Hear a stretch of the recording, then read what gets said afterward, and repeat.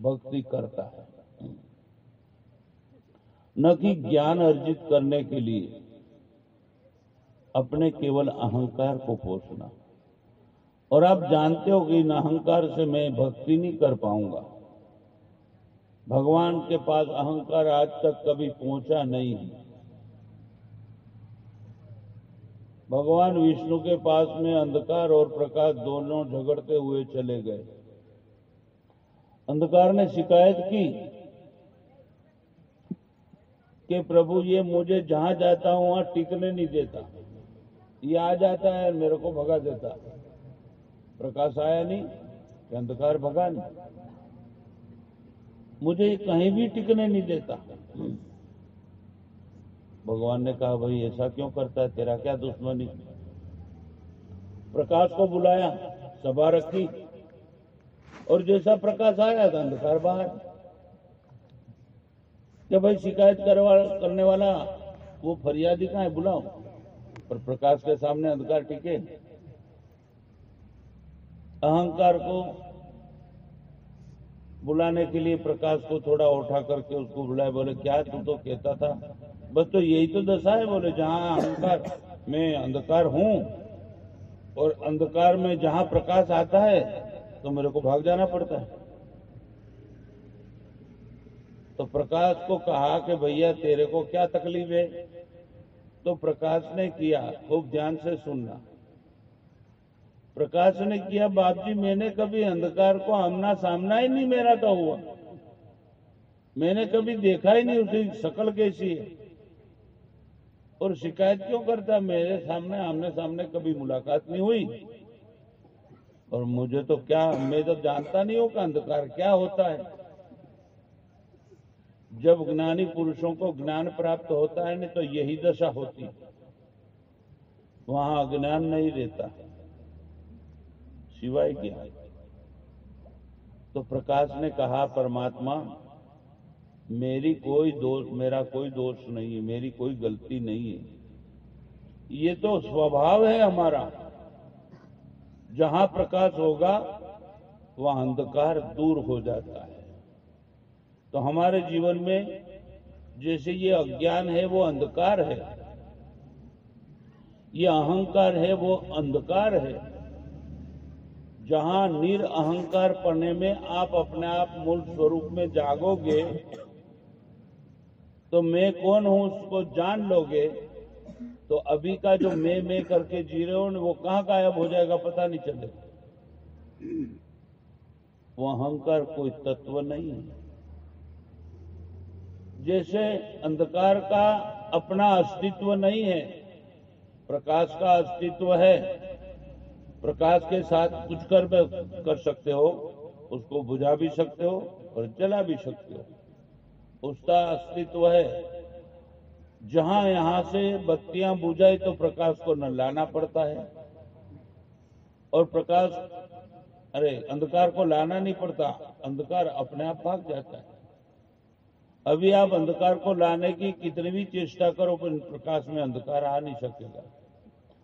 जिस वक्त आपको सत्य का ज्ञान प्राप्त होगा, बुद्ध, महावीर स्वामी, कृष्ण कन्हैया, भगवान राम, असो जरथुष्ट, जीसस क्राइस्ट, सोक्रेटिस और भारतवर्ष के हमारे सभी संत, कबीर, नानक, नरसिंह, मीरा, ये अपने प्रकाश में जीते थे। तो अंधकार की जो चीजें हैं उनको भी सामने आती थी, क्योंकि ये संसार पूरा अंधकारमय है। और संसार की बातें जब उनके सामने प्रकट होती थी तो वो केवल हंसते थे, क्या करें, इसका कोई अस्तित्व है नहीं। सत्य का अस्तित्व है, असत्य का कोई अस्तित्व नहीं। ये दुनिया आज जो नजर से देख रहे हो आप, ये पृथ्वी, तारा, आकाश, चंद्र, ग्रह, सूर्य, मनुष्य, पेड़ पौधे, पहाड़, नदी, ये आने वाले समय में नष्ट हो जाएगा। हमारी पृथ्वी भी अब बूढ़ी होने जा रही है, कुछ लाख वर्ष इसकी उम्र है। और अभी रूस और यूक्रेन जो झगड़ा रहे हैं, 10-10, 11-11 महीना से लड़ाई चल रही है। लाखों नहीं करोड़ों अरबों लोग मृत्यु के घाट उतर चुके हैं। बड़े बड़े शहर खंडहर होकर के खड़े हैं।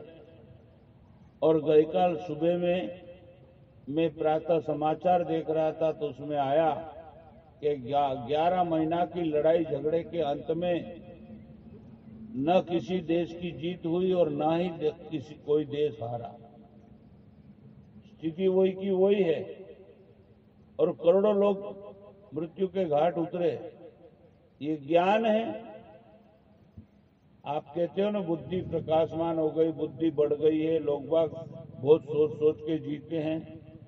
क्या सोच सोच के जिया? ये बुद्धि ने तरक्की की कि विध्वंस किया? ये ज्ञान है या अज्ञान? किसी का खून कर देना ये ज्ञान हो सकता है क्या? आज धर्म के नाम पे मुसलमान मजहब लोगों को काट रहे हैं, बॉम्बों से उड़ा रहे हैं, गोलियों से भूंज देते हैं, नाम लेते हैं धर्म का। ये क्या ज्ञान हो सकता है? वो अज्ञान है। ज्ञान जिलाता है, ज्ञान किसी का खून नहीं करता, मृत्यु नहीं देता, क्योंकि ज्ञान में प्रेम आता है।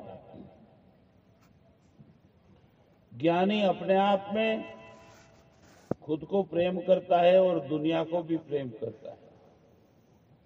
अपना ध्यान रखना और दुनिया को प्रेम करना, ये ज्ञानी पुरुषों की पहचान है, वो संतों की पहचान है। जो दूसरों को प्रेम न कर सके वो कभी संत है ही नहीं। उसके सामने लुटेरा आएगा, खूनी आएगा, चोर आएगा, बेईमान और धोखाधड़ी पापी में पापी क्यों न प्रकट हो जाए, पर सबको वो प्रेम करता है। गधे को प्रेम करता, कुत्ते को प्रेम करता है, मनुष्य को प्रेम करता है। आगे मैंने आपको बताया था एकनाथ जी महाराज गधे को प्रेम करने लगे। गंगोत्री से जल उठा करके रामेश्वर में जल चढ़ाना, अभिषेक करना था और रामेश्वर पहुंचते पहुंचते रेती के रण आते हैं, उसमें तड़पते, ताप में एक तड़प रहा था गधा। तो इतना 8 महीना 10 महीना से पैदल चल करके कंधे पे तोक करके लाया होगा जो गंगा जल था, उन्होंने गधे को पा दिया। रोटी बनाते थे, एक कुत्ता सूखी रोटी लेके भागा उनके पीछे, घी की कटोरी टोयली लेके पीछे के नहीं नहीं घी चुपड़ी दो, घी चुपड़ी दो। ए भगवान वो सूखी है। उनको कुत्ते में भी भगवान नजर आया, वो कुत्ते को भी प्रेम करते हैं। संत होते हैं वो सबको प्रेम करते हैं। और जो साधु बाबा कावादा बाबा है ना, वो खुद को प्रेम नहीं करता और दुनिया को प्रेम नहीं करने देता। आपो आपो जुदा, पहला पहला जुदा। जो जुदा मानता है उसको कभी न खुदा मिलता है। परमात्मा एक ही परमात्मा ने पूरा विश्व का निर्माण किया, पूरा संसार का निर्माण किया। पृथ्वी, चंद्र, सूर्य, महान आकाश में बहती गंगा, आकाश गंगा, जिसमें कहीं कितना दूर उसका अंदाज नहीं लगा सकता, उसके लिए आंकड़े कम पड़ जाते हैं। वो सब एक ही नियति नाम के परमात्मा ने सर्जन किया है। वो सर्जन भी कर सकता है, विध्वंस भी कर सकता है, उसकी मौज है। मुझे कितने दिन सांस पूरे और कब मेरे सांस ले परमात्मा, क्या मुझे पता है? वो ही परमात्मा हमें शक्ति देता है। तुम कहते हो आकाश में बैठा है, नहीं, आकाश में नहीं बैठा है, आपके हृदय में बैठा है। वही जीवन को चलाने के लिए सभी शक्तियां वहां से मिलती है, हाथ पैर आंख कान सभी अवयवों को। वो उसकी मौज है। हम भक्ति मार्ग में बाहर के विग्रह परमात्मा को स्वीकार करके कोई नाम धारण कर लेते हैं, राम कृष्ण शिव, और उनको प्रेम करते हैं। प्रेम करते करते करते उसका परिणाम आता है। जैसा मीरा भगवान रणछोड़ राय की द्वारकाधीश की मूर्ति के अंदर समा गई